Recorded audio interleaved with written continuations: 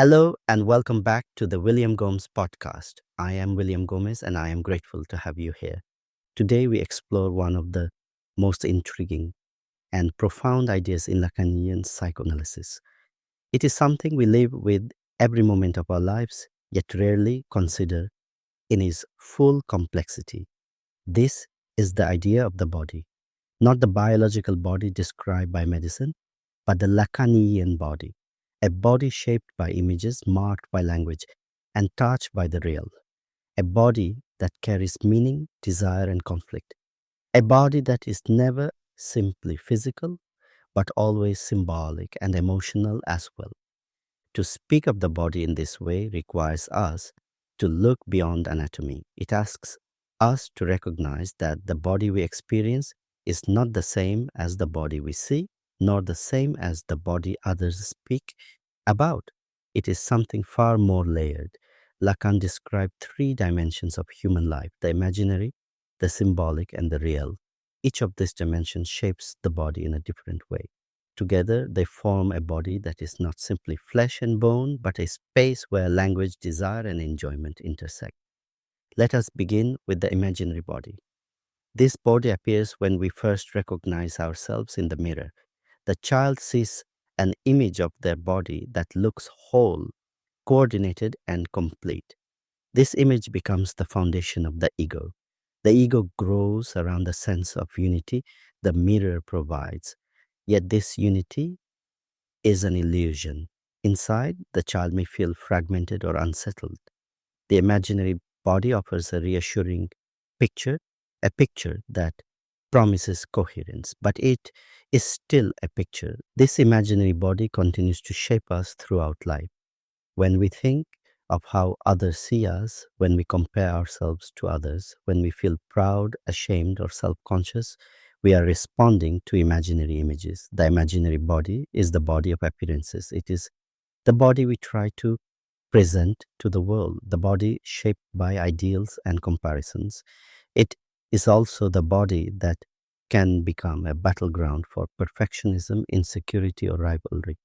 The imaginary body is powerful because it promises wholeness, but beneath this promise lies attention. The inner experience of the body does not always match the image we present. We may feel vulnerable or uncertain even when we project confidence. We may criticize our appearance even when others find us beautiful. The imaginary body is a surface. It does not reveal the complexity beneath. Next, we turn to the symbolic body. This is the body marked by language. The moment we receive a name, we become part of a symbolic order that existed long before us. Our bodies are spoken about. They are interpreted, categorized, and assigned meanings by others. We are told who we are, what we should be, and how we should behave. These words, roles, and expectations inscribe themselves onto the body. The symbolic body is the body of kinship, identity categories, and cultural norms. It is the body shaped by the signifiers that place us within a family, a community, or a society. It is the body that carries labels such as son, daughter, mother, father, or sibling. It is the body associated with gendered expectations, cultural ideals, and moral frameworks. The symbolic body is not about how the body looks, but about how the body is positioned within the world of meaning. This symbolic dimension also influences desire. We learn what is desirable and what is forbidden through the symbolic order. We learn how to behave, how to speak, and how to present ourselves. These rules mark the body. They guide not only how we act, but also how we feel inside. The symbolic body is where language meets flesh. It is where social meanings enter our most intimate self experience. Finally, we come to the real body. This is the body that exists beyond images and beyond words. It is the body of sensation, vulnerability, and intense emotion. It is the body touched by the real, the dimension of experience that cannot be fully symbolized. The real body appears in moments when something overwhelms meaning, pain that cannot be explained, anxiety that arrives without a clear cause, pleasure that exists language, trauma that resists narrative. These experiences belong to the real body. The real body reminds us that we are more than the images we present and more than the roles we play.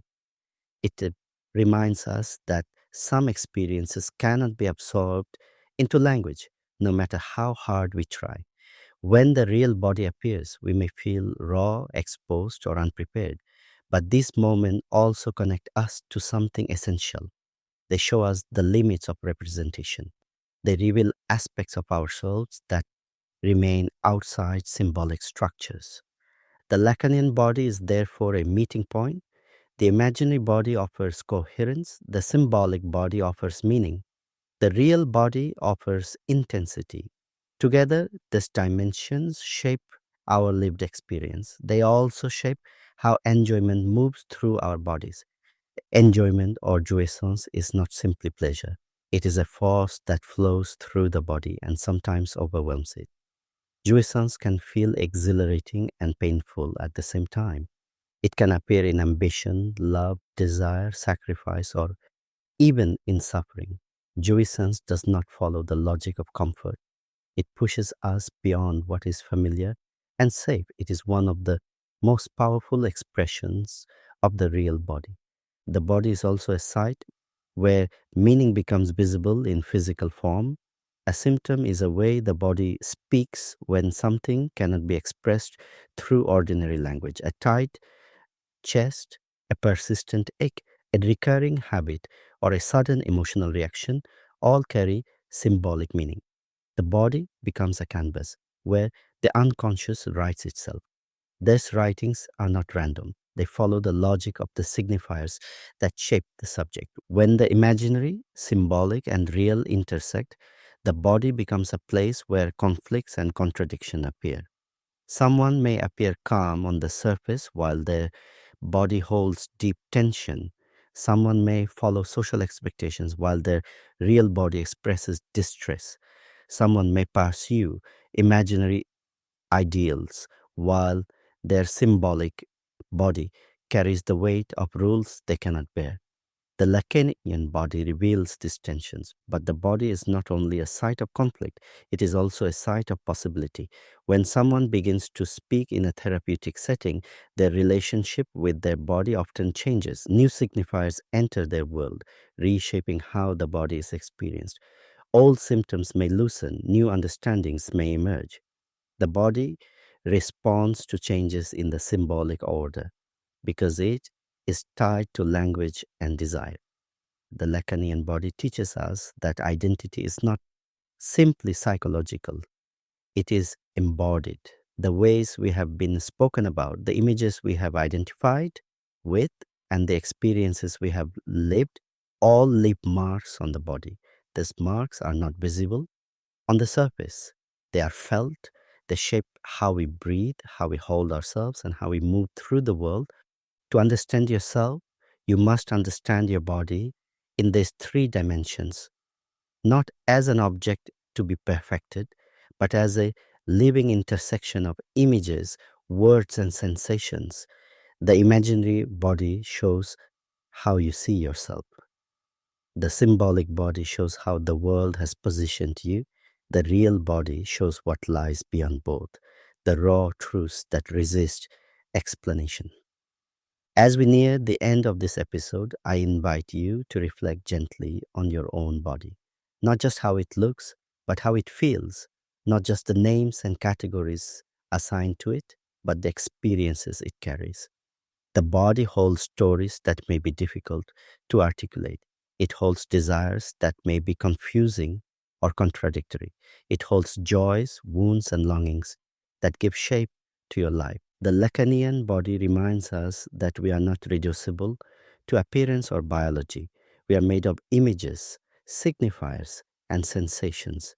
We are shaped by what we inherit, what we desire, and what we cannot yet express.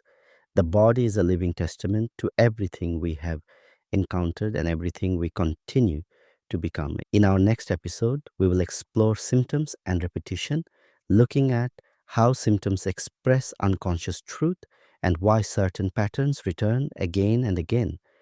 This will help us deepen our understanding of the body as a site of meaning and the unconscious as a structure that insists on being heard. But for now, I hope this episode helps you listen to your body with more compassion. I hope it encourages you to treat your body not as a problem to be solved, but as a companion shaped by your history, your desires, and your encounters with the world. Thank you for listening. This is the William Gomez podcast. Take care of yourself, stay curious, and I will speak with you again soon.